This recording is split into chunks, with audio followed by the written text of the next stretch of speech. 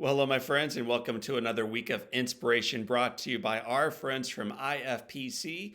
My name is John O'Leary, and years ago I came back from a business trip, and sometimes I try to bring back a little goodie for my children. And on this occasion, I brought back a Rubik's Cube, of all things, for my youngest son. He was probably 4, maybe 5 years old at the time. I gave him this little Rubik's Cube. Everything was perfect. He plays with it for a while. He disappears upstairs, eventually comes back downstairs, and he says, "Daddy, it's broken. It's broken. I can't get the thing back to the way it was. It's all broken." And I say, "Henry, it's not broken. It is possible. You can figure this thing out. At least go for one side. I think you can get at least one side." And he says to me, "I think it's impossible." My friends, that term is one that many of us are throwing around today with the pandemic spreading, with numbers rising, with recessionary winds blowing, with difficulties we face financially or in our families.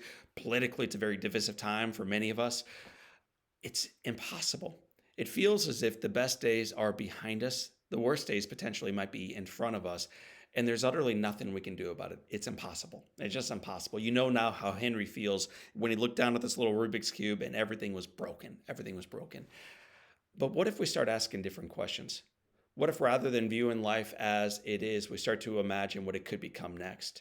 What if we start asking questions through a different lens, a lens of possibility, a lens of openness, a lens of togetherness, a lens that believes with absolute assurity that the best days remain in front of us?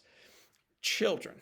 Children naturally ask questions, but they ask questions not to corner people up against a wall, to paint them into a corner.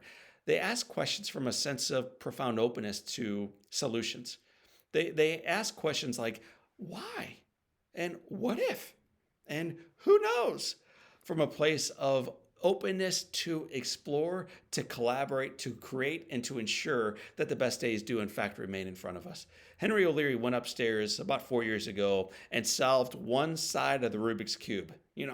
We got the O'Leary gene in us, man. We may not solve every single side, but that little boy with his blonde hair solved one side. What a gift.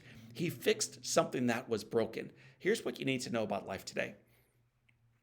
Everything that currently exists at one point did not.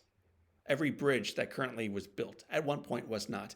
Every technology that you right now use and maybe take for granted at one point did not exist. It was all seemingly impossible. Getting to the moon, running a 4-minute mile, everything that maybe today we're taking for granted at one point was impossible. So today, my question for you is this. What matters to you that today feels impossible?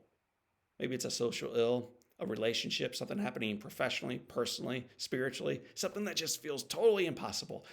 And what if rather than looking at it as being broken and completely dismantled and outside of your control, you started looking at what you had in front of you and asking the question, what if? What if? What if we started seeing this life not as something that is just the way it is and there's nothing we can do about it, but this canvas that we can begin creating and collaborating and painting something beautiful to ensure that our best days are in front of us.